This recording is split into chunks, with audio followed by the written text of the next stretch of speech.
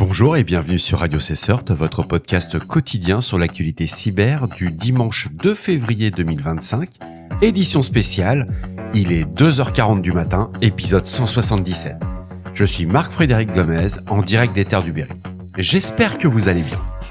Au programme de cet épisode spécial, Europol et Eurojust ont publié une nouvelle édition du rapport sur la cybercriminalité, détaillant les principales tendances observées au sein des groupes criminels.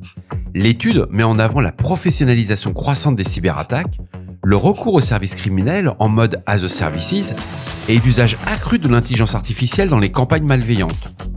Bien entendu, toutes les sources utilisées dans cet épisode spécial sont disponibles dans la description de celui-ci.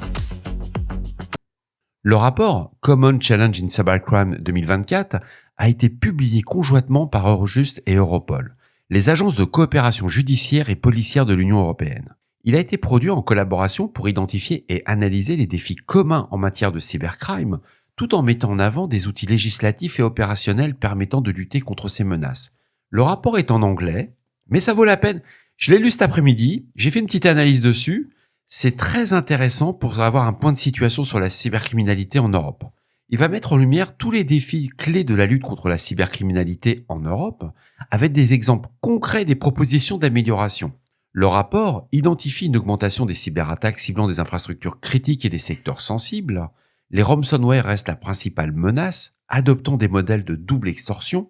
Par exemple, des groupes comme Logbit continuent d'utiliser cette méthode en chiffrant les données et en menaçant de les divulguer si les rançons ne sont pas payées.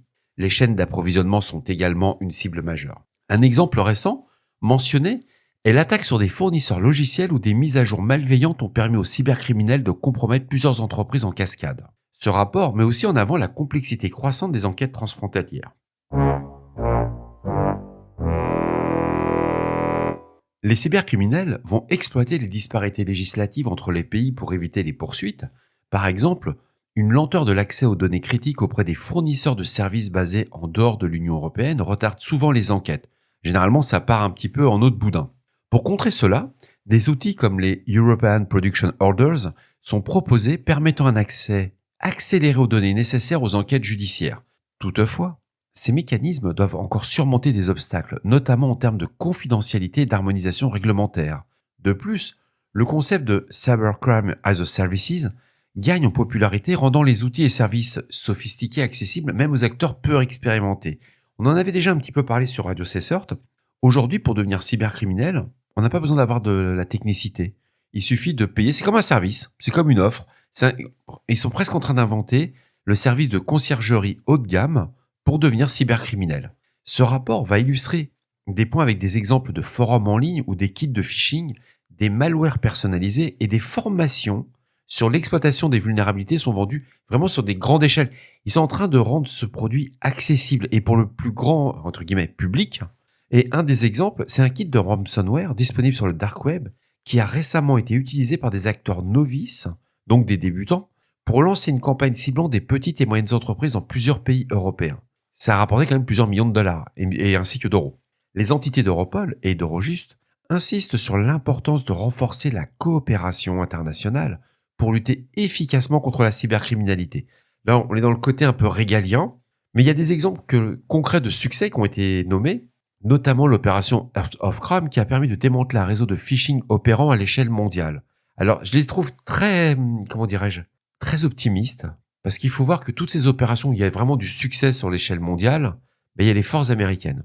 Et sans le FBI, généralement, les opérations d'Europol, d'Eurojust sont brillantes, mais pas au même niveau. C'est pas la même chose, quoi. Quand on lit un peu dans le détail, on se rend compte qu'on a encore besoin d'eux. Cette opération, qui avait nécessité la collaboration de plusieurs agences démontrant une fois de plus l'importance de la coordination transfrontalière, mais aussi du soutien américain encore.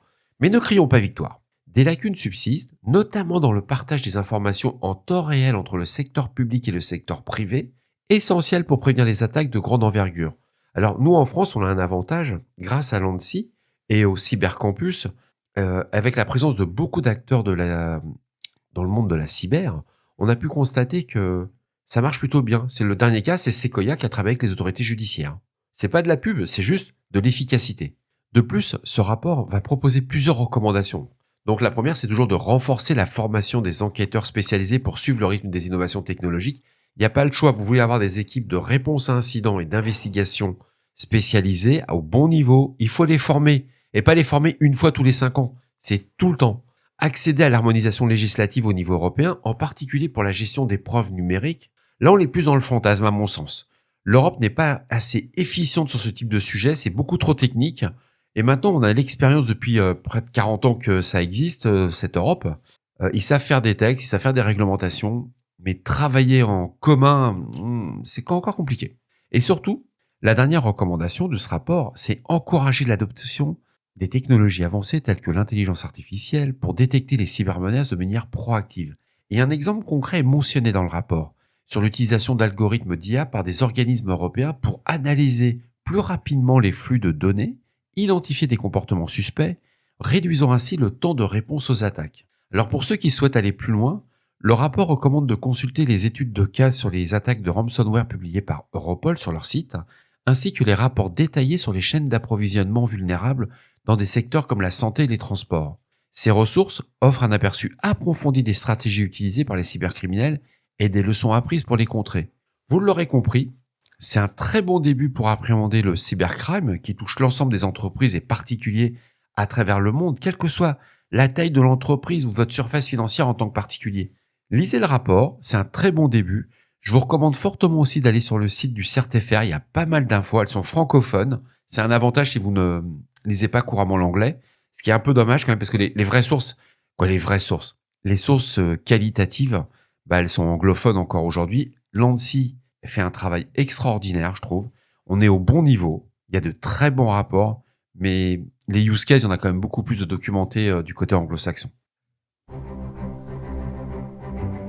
Et voilà, cet épisode de Radio Cesseur du dimanche 2 février 2025 nocturne touche à sa fin. J'espère qu'il vous a plu, qu'il vous a apporté des informations utiles.